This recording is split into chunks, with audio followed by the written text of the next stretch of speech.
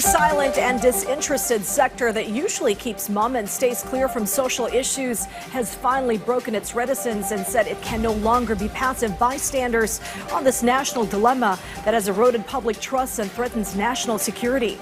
And like the millennials, militant groups, the middle class, the clergy, and everyone else, the business community believes there can only be peace, closure, and moving on from this crisis, with charges filed and convictions rendered in the end. I have the details on this Clay Pardilia report. 5 of the 20 washing machines in this laundry shop in Manila City have broken down after repeatedly being submerged in flood water. But the floods bring in more than just damaged equipment.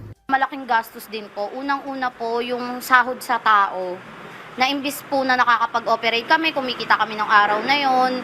Stop operation po kami, hindi kami kikita, pero may binabayarang tao, maintenance, then yung tax po, tsaka yung mga utilities. Yung upa din po, tuloy pa rin po yun kahit na stop operation kami. For small businesses trying to stay afloat, corruption and failed and fictitious flood control projects adds insult to injury, benefiting only a few. Nakakagalit.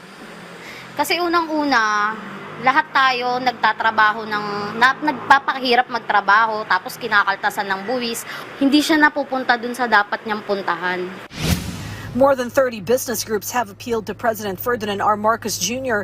to strengthen the Independent Commission for Infrastructure, or ICI. They are urging the government to give the ICI full legal authority and independence to widen the scope of its investigation and speed up the identification of those behind anomalous flood control projects. The groups describe the controversy as a historic and massive corruption scandal, calling it a crisis that threatens national security and has eroded public trust. Malacanang says the ICI is closely pursuing those involved in the corruption mess. For now, the palace asserts there is no need to expand the commission's mandate. Kung may gaganda pa, hindi naman po ito sasarahan ng pinto ng Pangulo. Pero sa ngayon po, sa nakikita po natin, maganda po ang tinatakbo ng pag-iimbestiga ng ICI. Nararamdaman po ng Pangulo at ng administrasyon ang mga nararamdaman ng mga businessmen. Kaya po patuloy ang ginagawang pag-iimbestiga at patuloy ang pagpapabilis ng aksyon para po mapanagot ang dapat na mapanagot. The palace expects the ICI to file cases or indictments within the next 3 weeks. Yan din po naman ang pangako ng ICI na magkakaroon po ng mabilisang pagsasampa ng kaso. Nagkakaroon lang po talaga ng pag-iipon ng mga ebidensya para hindi naman po malabnaw yung mga kasong isasampa nila at baka madismiss lamang po. Sayang. Malacanang also insists there is no reason to abolish the Department of Public Works and Highways, despite calls to do so following the alleged involvement of some officials in corruption. Hindi po lahat ng mga taong gobyerno sa DPWH ay masasabi nating gumawa ng kamalian.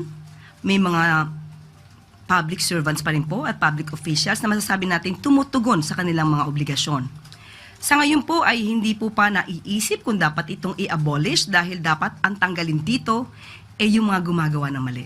This is Sharms Espina from the National TV Network for a new and better Philippines.